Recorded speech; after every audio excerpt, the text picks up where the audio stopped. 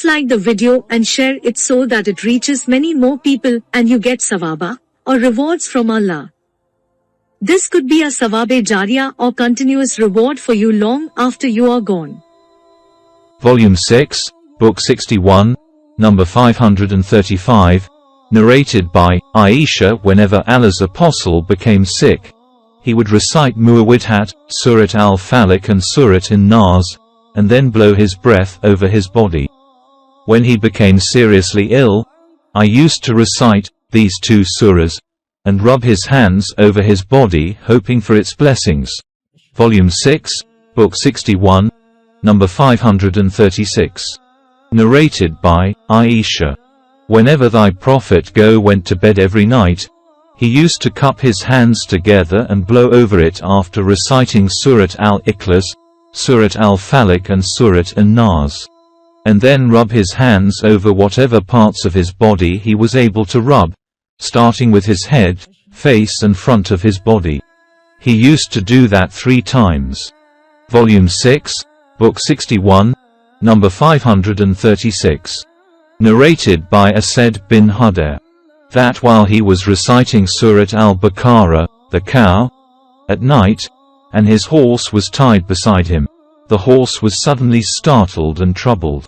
When he stopped reciting, the horse became quiet. And when he started again, the horse was startled again. Then he stopped reciting and the horse became quiet too. He started reciting again and the horse was startled and troubled once again. Then he stopped reciting and his son, Yahya, was beside the horse. He was afraid that the horse might trample on him. When he took the boy away and looked towards the sky, he could not see it. The next morning he informed the Prophet, who said, "Recite, O Ibn Hudair. Recite, O Ibn Hudair." Ibn Hudair replied, "O Allah's Apostle, my son, Yahya was near the horse and I was afraid that it might trample on him. So I looked towards the sky, and went to him. When I looked at the sky, I saw something like a cloud containing what looked like lamps, so I went out in order not to see it." The Prophet said, "Do you know what that was?"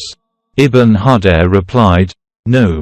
The Prophet said, "Those were angels who came near to you for your voice, and if you had kept on reciting till dawn, it would have remained there till morning, when people would have seen it, as it would not have disappeared." Volume 6, Book 61, number 537. Narrated by Abdul Aziz bin Rufai. Shaddad bin Markil and I entered upon Ibn Abbas. Shaddad bin Markil asked him, "Did the Prophet leave anything besides the Qur'an?" He replied, "He did not leave anything except what is between the 2 bindings of the Qur'an." Then we visited Muhammad bin al-Hanafiya and asked him the same question. He replied, "The Prophet did not leave except what is between the bindings of the Qur'an." Volume 6, Book 61, number 538. Narrated by Abu Musa al-Ash'ari. The Prophet said, "The example of him, a believer, who recites the Qur'an is like that of a citron which tastes good and smells good. And he, a believer, who does not recite the Qur'an is like a date which is good in taste but has no smell. And the example of a dissolute wicked person who recites the Qur'an is like the rayhana, sweet basil, which smells good but tastes bitter. And the example of a dissolute wicked person who does not recite the Qur'an is like the colocynth, which tastes bitter and has no smell." Volume 6, Book 61, number 539. Narrated by Ibn Umar. The Prophet said, "Your life in comparison to the lifetime of the past nations is like the period between the time of Asr prayer and sunset. Your example and the example of the Jews and Christians is that of person who employed laborers and said to them, 'Who will work for me till the middle of the day for 1 chirat, a special weight?' The Jews did. He then said, 'Who will work for me from the middle of the day till the Asr prayer for 1 chirat each?'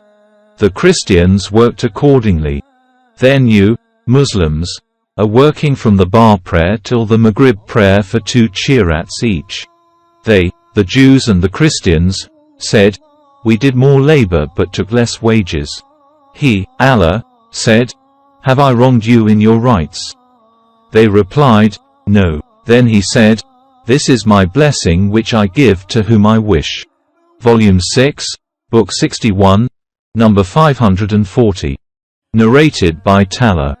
I asked, Abdullah bin Abi Awfa, did the Prophet make a will to appoint his successor or bequeath wealth? He replied, "No." I said, "How is it prescribed then for the people to make wills? And they are ordered to do so while the Prophet did not make any will." He said, "He made a will wherein he recommended Allah's book." Volume 6, Book 61, number 541. Narrated by Abu Hurairah. Allah's apostle said, "Allah does not listen to a prophet as he listens to a prophet who recites the Qur'an in a pleasant tone." The companion of the sub-narrator, Abu Salama, said, "It means, reciting it aloud." Volume 6, Book 61, number 542. Narrated by Abu Hurairah.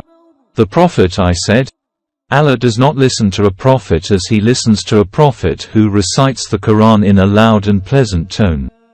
Sufyan said, this saying means, a prophet who regards the Qur'an as something that makes him dispense with many worldly pleasures.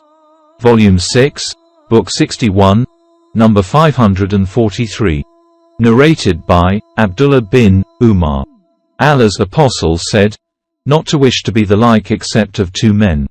A man whom Allah has given the knowledge of the book and he recites it during the hours of the night, and a man whom Allah has given wealth, and he spends it in charity during the night and the hours of the day. Volume 6, Book 61, number 544. Narrated by Abu Hurairah. Allah's apostle I said, not to wish to be the like of except two men. A man whom Allah has taught the Qur'an and he recites it during the hours of the night and during the hours of the day. And his neighbor listens to him and says, I wish I had been given what has been given to so and so that I might do what he does. And a man whom Allah has given wealth and he spends it on what is just and right. Whereupon another man may say, I wish I had been given what so and so has been given, for then I would do what he does. Volume 6, Book 61, number 545. Narrated by Uthman. The Prophet said, the best among you, Muslims, are those who learn the Qur'an and teach it. Volume 6, Book 61, number 546. Narrated by Uthman bin Affan. The Prophet said, the most superior among you, Muslims, are those who learn the Qur'an and teach it. Volume 6, Book 61, number 547. Narrated by Sa'al bin Sa'd. A lady came to the Prophet and declared that she had decided to offer herself to Allah and His Apostle. The Prophet said, I am not in need of women. A man said to the Prophet, please marry her to me. The Prophet said to him, give her a garment. The man said, I cannot afford it. The Prophet said, give her anything, even if it were an iron ring. The man apologized again. The Prophet then asked him, what do you know by heart of the Qur'an? He replied, I know such and such portion of the Qur'an by heart. The Prophet said, then I marry her to you for that much of the Qur'an which you know by heart.